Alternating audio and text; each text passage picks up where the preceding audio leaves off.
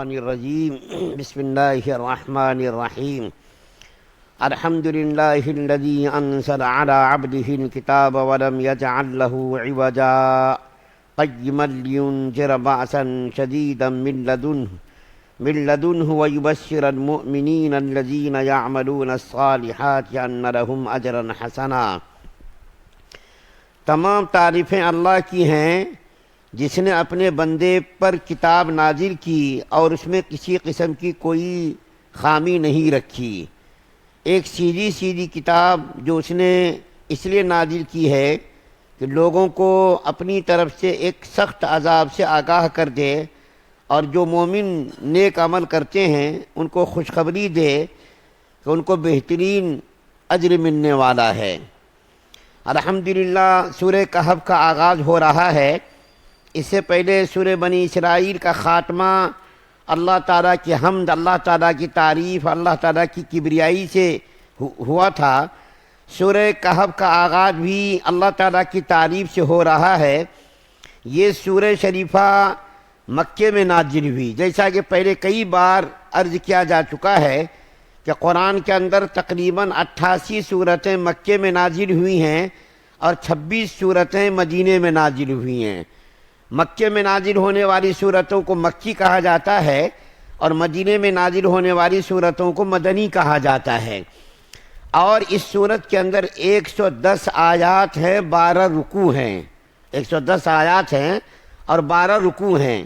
اس کا مرکزی مضمون، اہم مضمون جو بیان کیا گیا ہے، اصل میں 3 چیزیں ہیں، 3 باتیں اس سورت کے اندر خاص طور پر بیان کی گئی ہیں۔ ایک تو ذوالقرنین کے بارے میں جیسا کہ ذکر آئے گا، اور دوسری چیز موسیٰ علیہ السلام اور خضر علیہ السلام کی ملاقات کے بارے میں، اور تیسری چیز جو اس صورت کے اندر بیان کی گئی ہے وہ ہے اصحاب کہف۔ اسی اصحاب کہف کے نام سے اس صورت کو منسوب کیا گیا ہے۔ کہف کہتے ہیں پہاڑ کے اندر کا جو حصہ ہوتا ہے، بہت بڑا حصہ، بہت بڑی جگہ ہوتی ہے، اس پہاڑ کے غار کو کہتے ہیں کہف۔ اصحاب کہف یعنی کہف غار والے کا قصہ اس کے اندر چونکہ بیان کیا گیا ہے، اسی مناسبت سے اس کو سورۃ الکہف کا نام دیا گیا ہے۔ اس سورہ شریفہ کی جو شان نزول بیان کیا گیا ہے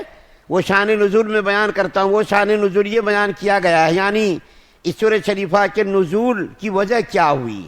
نزول کی وجہ یہ ہوئی کہ جب اسلام کا دائرہ روز بروز بڑھتا گیا، اسلام کا دائرہ روز بروز بڑھتا گیا، مسلمان اسلام کے اندر داخل ہونے لگے، تو کفار مکہ کو اس بات پر تشویش ہوئی کہ اسلام کے بڑھتے ہوئے قدم کو کس طریقے سے روکا جائے، اسلام کے بڑھتے ہوئے قدم کو کس طریقے سے روکا جائے تاکہ اسلام نہ بڑھے، اسلام کو ترقی نہ ہو، اسلام کو فروغ نہ ہو۔ تو کفار مکہ نے بیٹھ کر کے آپس میں مشورہ کیا، اور مشورے میں یہ طے ہوا کہ چونکہ ہم لوگ ان پڑھ ہیں، آپ کو معلوم ہے مکہ میں زیادہ تعلیم نہیں تھی، تقریباً لوگ ان پڑھ تھے۔ اتنی بڑی آبادی میں صرف 16 یا 17 لوگوں کو پڑھنا آتا تھا، باقی سب کے سب لوگ امی جاہل تھے۔ قرآن کے اندر خود اس کو بیان کیا گیا ہے کہ ان پڑھ جاہلوں میں نبی کریم صلی اللہ علیہ وسلم کو اللہ تعالیٰ نے بھیجا، تو ان پڑھ جاہل لوگ تو ان کو زیادہ علم نہیں تھا، تو ان لوگوں نے آپس میں مشورہ کیا کہ کچھ لوگوں کو مکے سے مدینہ بھیجا جائے۔ مدینے میں چونکہ اہل کتاب رہتے تھے، یعنی یہود و نصارہ، اور وہ لوگ علم والے تھے، تورات اور انجیل کا علم رکھتے تھے، تو جا کر کے ان سے پوچھا جائے کہ اس قسم کا ایک آدمی ہے جس نے نبوت کا دعویٰ کیا ہے، رسول ہونے کا دعویٰ کیا ہے، اس کے بارے میں تم لوگوں کی کتابوں میں کیا لکھا ہوا ہے، کچھ بتاؤ، کوئی ایسا سوال بتاؤ کہ ہم ان سے سوال کریں اور وہ جواب نہ دے سکے، جس سے پتہ چلے کہ وہ نبی نہیں ہے، نعوذ باللہ۔ چنانچہ کافروں نے 2 آدمیوں کو تجویز کیا، ایک ہے عقبہ ابن معیط اور دوسرا ہے نضر بن حارث۔ یہ اسلام کے دشمنوں میں، سخت دشمنوں میں ان کا شمار ہوتا ہے۔ یہ دونوں مدینے روانہ ہوئے، مدینے میں جا کر کے وہاں کے بڑے بڑے علماء سے ملاقات کی، اور ملاقات کر کے کہا کہ دیکھو بھائی، ایک آدمی ہے جو نبی ہونے کا اور رسول ہونے کا دعویٰ کرتا ہے، ان کے بارے میں تمہاری کتاب کے اندر کیا لکھا ہوا ہے ذرا بتاؤ تم لوگ۔ تو ان لوگوں نے کہا کہ 3 سوالات میں تم سے عرض کرتا ہوں، ان سے جا کر کے پوچھو، اگر وہ تینوں سوالوں کے جوابات دے دیں تو سمجھ لینا وہ نبی برحق ہیں، اس کے ماننے میں پس و پیش مت کرو، تم لوگ مان لو۔ لیکن اگر وہ تینوں سوالوں کے جواب نہ دے سکیں تو پھر جو ہے وہ نبی نہیں ہے۔ چنانچہ یہ دونوں عقبہ بن معیط اور نضر بن حارث مدینے سے مکہ آئے اور آ کر کے مکہ کے سرداروں سے ملاقات کی، اور ملاقات کر کے کہا کہ دیکھو یہودی علماء نے ہم سے 3 باتیں پیش کی ہیں کہ جا کر کے اس آدمی سے پوچھو جو نبوت کا دعویٰ کرتا ہے، ان سے جا کر یہ پوچھو ان تینوں سوالوں کے جوابات۔ چنانچہ وہ لوگ آئے اور نبی کریم صلی اللہ علیہ وسلم سے 3 سوالات انہوں نے کیے، اور وہ 3 سوالات کیا؟ ایک تو روح کے بارے میں کہ روح کیا چیز ہے، وَيَسْأَلُونَكَ عَنِ الرُّوحِ، اور تیسرا اصحاب کہف کے بارے میں کہ ان نوجوانوں کا حال بتاؤ جو ایمان کی حفاظت کے لیے پہاڑوں میں روپوش ہو گئے تھے، ان نوجوانوں کا حال بتاؤ۔ اور تیسرا اس آدمی کے بارے میں حال بتاؤ جنہوں نے مشرق و مغرب، شمال جنوب کا سفر کیا تھا، ساری دنیا کا چکر لگایا تھا، اس کے بارے میں بتاؤ۔ تو نبی کریم صلی اللہ علیہ وسلم نے فرمایا کہ میں تم لوگوں کو وحی کے ذریعے سے اس بات کا جواب دوں گا، اور انشاءاللہ نہیں کہا، انشاءاللہ بغیر کہے آپ نے وعدہ کیا کہ میں تم کو اس کے بارے میں کل بتاؤں گا۔ لیکن اللہ تعالیٰ نے نبی کریم صلی اللہ علیہ وسلم کو محبوبانہ عتاب فرمایا اور 15 دنوں تک وحی کا سلسلہ روک لیا۔ نبی کریم صلی اللہ علیہ وسلم پریشان ہو گئے کہ کیا بات ہے، وحی کا سلسلہ کیوں موقوف ہو گیا، وحی کا سلسلہ کیوں رک گیا۔ اللہ کے رسول صلی اللہ علیہ وسلم پریشان تھے، وجہ اس کی کیا ہوئی؟ کفار مکہ مذاق اڑانے لگے کہ دیکھو اللہ تعالیٰ ان سے ناراض ہو گئے، وہی آ ہی نہیں رہی اور انہوں نے تینوں سوالات کا جواب نہیں دیا۔ تو 15 دنوں کے بعد اسی صورت کے اندر وہ بیان بھی مضمون کیا گیا ہے کہ آپ اگر کسی چیز کا وعدہ کریں، آئندہ کرنے کا وعدہ کریں، تو آپ اس کے ساتھ انشاءاللہ ضرور ملا لیا کریں، بغیر انشاءاللہ کہے آپ جواب نہ دیا کریں، وعدہ کیا کریں تو انشاءاللہ ضرور کہا کریں۔ کیوں؟ اس لیے کہ جو آپ کہہ رہے ہیں وہ اللہ تعالیٰ کی مشیت پر موقوف ہے، اللہ تعالیٰ چاہیں گے تو وہ کام ہوگا، اللہ نہیں چاہیں گے تو وہ کام نہیں ہوگا، تو آپ انشاءاللہ ضرور ملا لیا کیجئے۔ اس کے بعد وحی کا سلسلہ جاری ہوا اور یہ صورت نازل ہوئی۔ چنانچہ مفسرین نے لکھا ہے یہ پوری کی پوری صورت ایک مرتبہ ہی نازل ہوئی ہے، عام طور پر ایسا بہت کم ہوا ہے، پوری کی پوری صورت ایک مرتبہ نازل بہت کم ہوئی ہے، ایک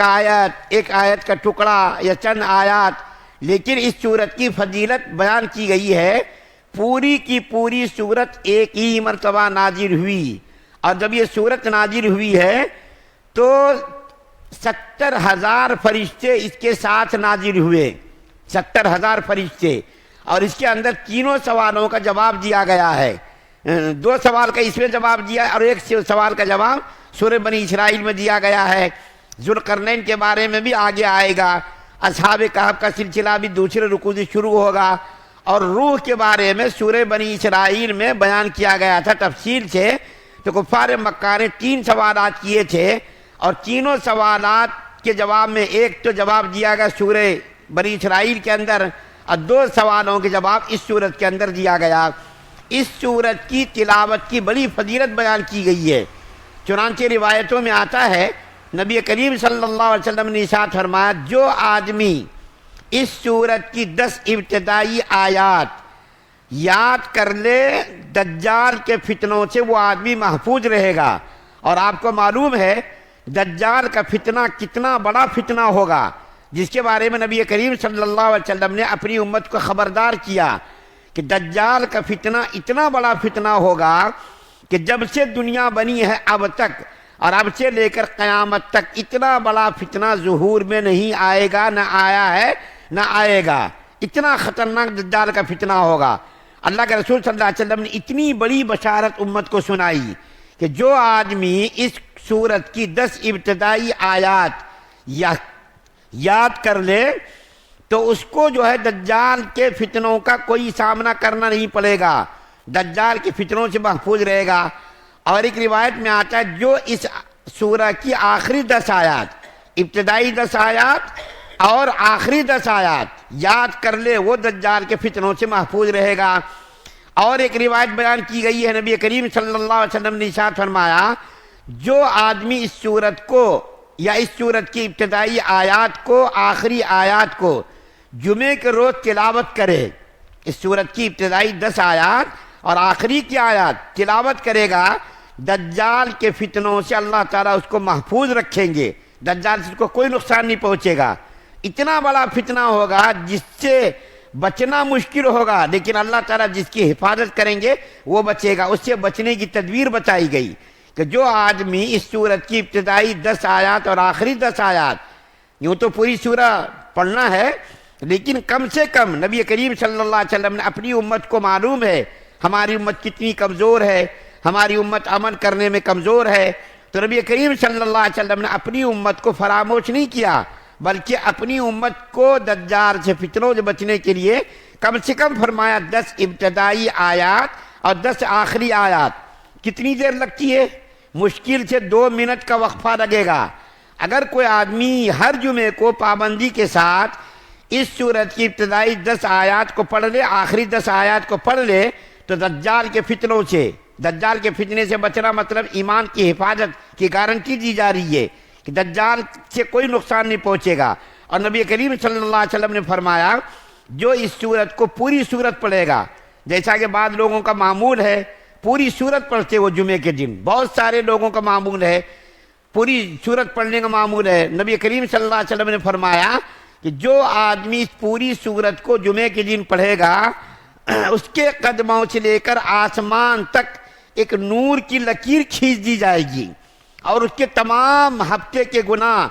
صغیرہ گناہوں کو اللہ معاف کر دیں گے،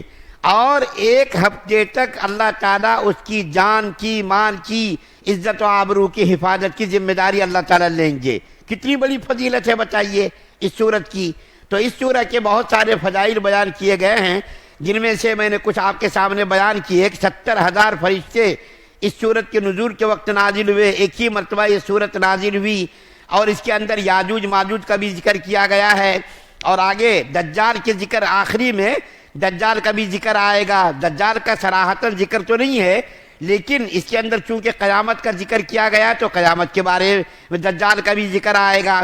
تو ابتدائی طور پر ہم نے اس سورہ کا تعارف آپ کے سامنے کرا دیا، انشاءاللہ کل سے اس کا ترجمہ اور اس کا خلاصہ بیان کیا جائے گا۔ اللہ سے دعا ہے اللہ ہم سب کو سننے زیادہ عمل کی توفیق عطا فرمائے۔ سبحان